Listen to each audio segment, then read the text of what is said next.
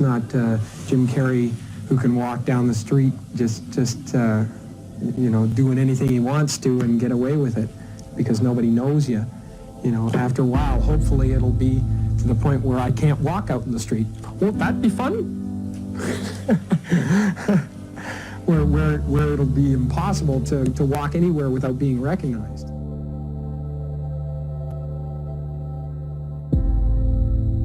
When you create yourself to make it, you're going to have to either let that creation go and take a chance on being loved or hated for who you really are, or you're going to have to kill who you really are and fall into your grave grasping onto a character that you never were. I saw this psychic palm reader sign, and she gave me a reading, and she said, you're about to do 3 things, 3 movies that will be very, very, very big and very important, and after that, it will be impossible for anyone to knock you down from that place. I worked in factories. I had a 9th grade education. It's a series of crushing disappointments, and I just go into a different gear. I go into, don't know how it's going to write itself, but it will. I don't know how. I'm the guy who wrote the $10 million check to himself and had it come to fruition. I'm the guy who had the substitute teacher in grade 2 who said that, whenever I want something, I pray to the Virgin Mary and I ask her for it and I promise something in return and I get whatever I want. So didn't you write yourself a check? I heard that you did. Is that true? I wrote myself a check for $10 million for acting services rendered, and I gave myself 5 years. My dad could never afford a bicycle, so I went, okay. I went home and I prayed for a bicycle and promised I'd say the rosary in return, and then I got a bicycle, showed up in my living room, brand new Mustang bike. I put it in one of the scenes in Eternal Sunshine, a Mustang bike with a banana seat. Just before Thanksgiving 1995, I found out that I was going to make $10 million.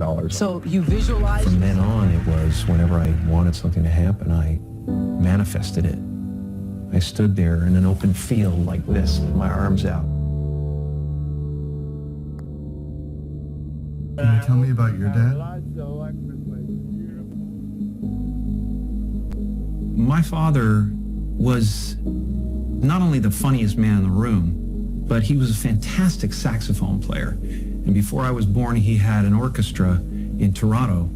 But, in order to be something special, you had to leave Canada and come down to the States and prove yourself in the States.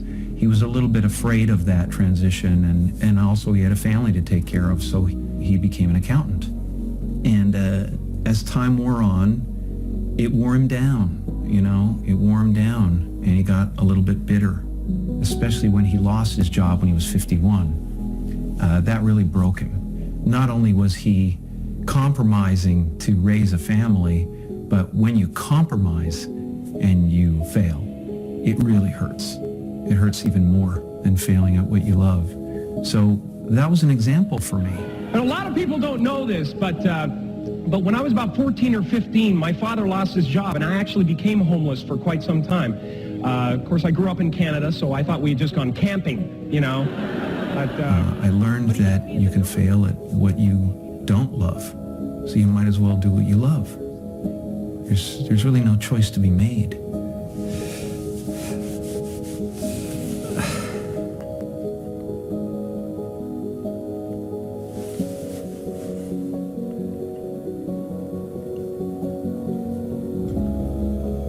What you want to be,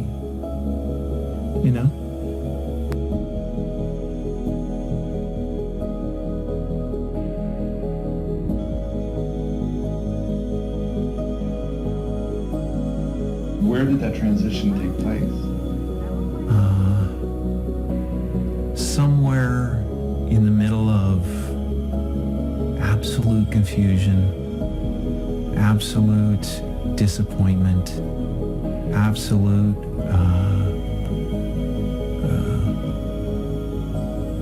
the fruition of all of my dreams, standing there with everything anybody else had ever dreamed about having, and being unhappy.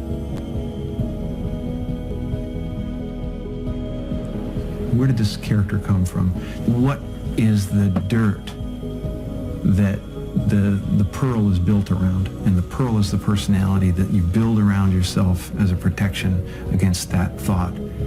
If they ever find out that I'm worthless, if they ever find out that I'm not enough, I'll be destroyed. I don't want anything. That's the craziest thing, and it's the weirdest thing to say in a place like America, where I have no ambition. I really, truly don't.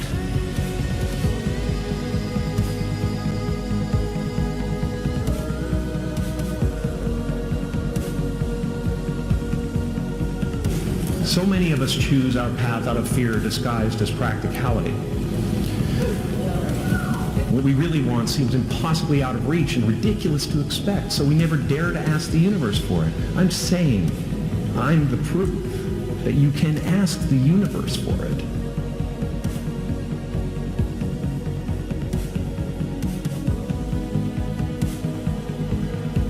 Because life doesn't happen to you, it happens for you.